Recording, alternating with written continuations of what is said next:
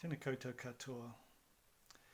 We're aiming to give you a glimpse of a few recent acquisitions, and those that I'll be looking at are all local scenes, picturing the kind of place that we'd all like to be able to get to right now, painted from the mid-1920s on. I'm starting with the earliest and most obscure, a little treasure bought at auction late last year. It's by Lily Linton Scott, an artist most of us won't have heard of, but who merits a place in the local story. It's a skilled and charming work, a coastal landscape framed by volcanic rock in shadow, cliffs and distant tussock hills. A young woman is positioned with the sun on her back, with a fishing line in hand, and by a surging tide. Beside her is a small child. The painting was listed as fishing in the catalogue, but the scene was recognisable as somewhere near Onepoto Taylor's Mistake, over the hill from Sumner. With help from Janet Abbott, our visitor host supervisor and expert historian on the Batches of Taylor's Mistake, we were able to pinpoint the view to a still popular fishing spot between there and Boulder Bay, a place known as Black Rock, the view facing south towards Harris Bay.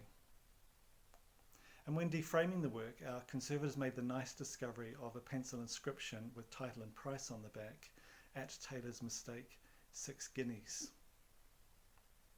Lily Scott was a local painter of mainly local watercolour landscapes.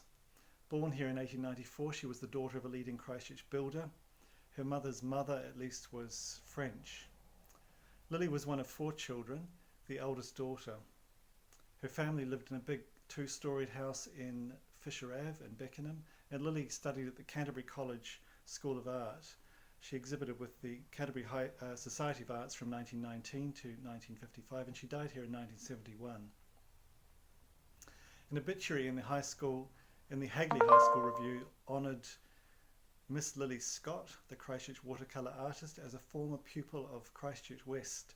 Her father, Mr. Richard Scott, was an associate of David Scott and Sons, prominent Christchurch builders, among his projects the Bridge of Remembrance.